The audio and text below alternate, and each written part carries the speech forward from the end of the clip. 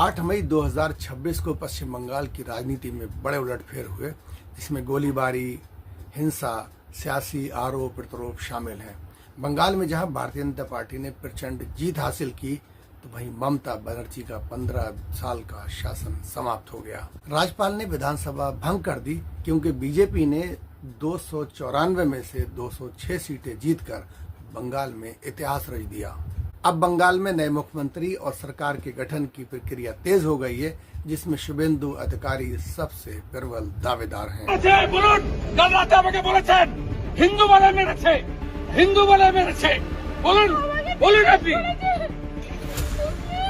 सबका साथ सबका विकास बंद करो, नो नीड संख्यालघु मोर्चा। हेलो तकन, जय श्री राम, जय श्री राम। आज बात करेंगे पश्चिम बंगाल की उस राजनीति की जिसने 8 मई के बाद से वहां के ताने बाने को बदल कर रख दिया है। बंगाल में हुए भगवा कलह के बारे में बंगाल में भाजपा की सरकार बनने के बाद जो सवाल सबसे ज्यादा उठे हैं, क्या बंगाल में भाजपा की जीत ने उसे दूसरा उत्तर प्रदेश बनने की ओर अग्रसर कर दिया है।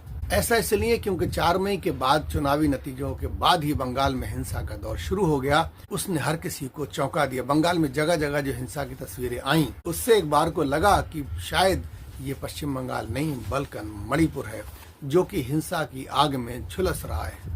तमाम तस्वीरें पूरी दुनिया ने देखी। बुलडोजर, आगजनी, नामकरण, मीट शॉप, हिंदू मुस्लिम की मिलीजुली राजनीति ने बंगाल में नतीजों के बाद कई चीजें बदलती हुई देखी। इसी के साथ शुरू हुई हिंसा ने लगभग 6 मौतों की पुष्टि की, जिसमें भाजपा और तृणमूल के कार्यकर्ता शामिल हैं। लेकिन इन मौतों में बंगाल की राजनीति उस वक्त तूफान पर पहुंच गई जब शुभेंदु अधिकारी के पीए चंद्रनाथ रथ की गोली मारकर हत्या कर दी गई। पॉलिटिकली पोस्ट पोल वायलेंस है, इसमें अभिषेक बनर्जी और ममता बनर्जी को तुरंत गिरफ्तार करना चाहिए। सुनिए, ये सिर्फ शुभेंदु अधिकारी को डराना होगा कि अभी भी अभिषेक बनर्जी। इस घटना के बाद पूरे इलाके में हड़कंप मच गया। ये हादसा उनके पीए के घर के पास हुआ। उनके ऊपर ताबड़तोड़ गोलियों से हमला किया गया। पीए चंद्रनाथ रथ शुभेंदु अधिकारी के बेहद खास और जिम्मेदार इंसान के रूप में जाने जाते थे, इसलिए उनकी मौत के बाद पश्चिम बंगाल में बीजेपी कार्यकर्ताओं ने आगजनी का एक और दौर शुरू कर दिया। तमाम जगह सड़कों पर बीजेपी कार्यकर्ताओं ने विरोध प्रदर्शन किया और इसका जिम्मेदार सीधा टीएमसी को ठहराया। इतना ही नहीं, पिछले 5 सालों से शुभेंदु अधिकारी के साथ पीए उनसे जुड़े हुए थे और उनके बेहद करीबी थे। और इस बार चंद्रनाथ रथ ने पश्चिम बंगाल में चुनाव अभियान से जुड़कर अहम जिम्मेदारियां भी निभाई। इसलिए भाजपा की प्रचंड जीत और राज्य की राजनीति में शुभेंदु अधिकारी के उभार का क्रेडिट उनके पीए को जाता है। यही वजह है कि अपने पीए की मौत पर शुभेंदु अधिकारी फूट फूट कर रोए और टीएमसी को जिम्मेदार ठहराया। भाजपा ने चंद्रनाथ की हत्या को टीएमसी की खेला होवे राजनीति का हिस्सा बताया और उन्होंने आरोप लगाया कि राज्य में मिली हार के बाद टीएमसी घबरा गई है।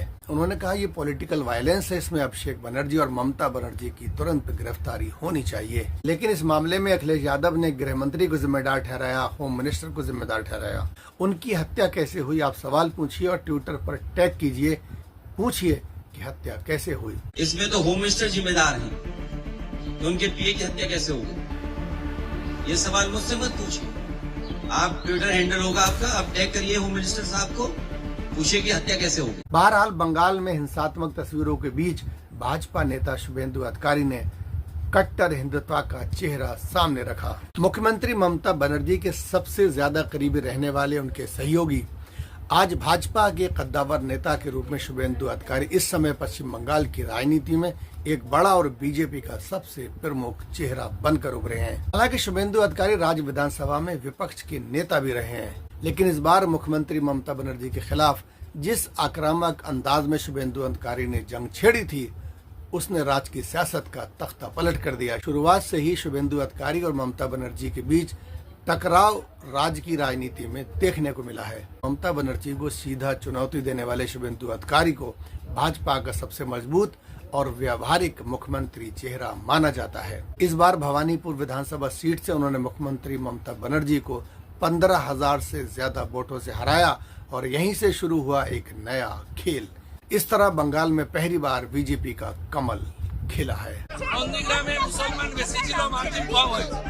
৬৬,০০০ মুসলমান ছিল, ওই জন্য মার্জিন কম হয়েছে। এখানে 35,000 মুসলমান ছিল, তাই মার্জিন বেশি হয়েছে। মুসলমান ভোট দেয়নি, মুসলমান তার আসল লোককে হিজাব পরা মমতাকে ভোट। लेकिन उसके बाद कोलकाता में विधायक दल की बैठक हुई। अमित शाह ने शुभेंदु अधिकारी को बीजेपी के विधायक दल का नेता घोषित कर दिया है और अब शुभेंदु अधिकारी को बंगाल की अहम जिम्मेदारी सौंपी जा रही है और अब शुभेंदु अधिकारी बंगाल की कमान संभालेंगे और इस तरह बंगाल के अगले सीएम बनने जा रहे हैं शुभेंदु अधिकारी। और शुभेंदु अधिकारी ने शादी नहीं की है। उनके भाई सुमेंदु अधिकारी भी बीजेपी में हैं। सुमेंदु अधिकारी के भाई देवेंदु अधिकारी भी तृणमूल कांग्रेस में सांसद रह चुके हैं।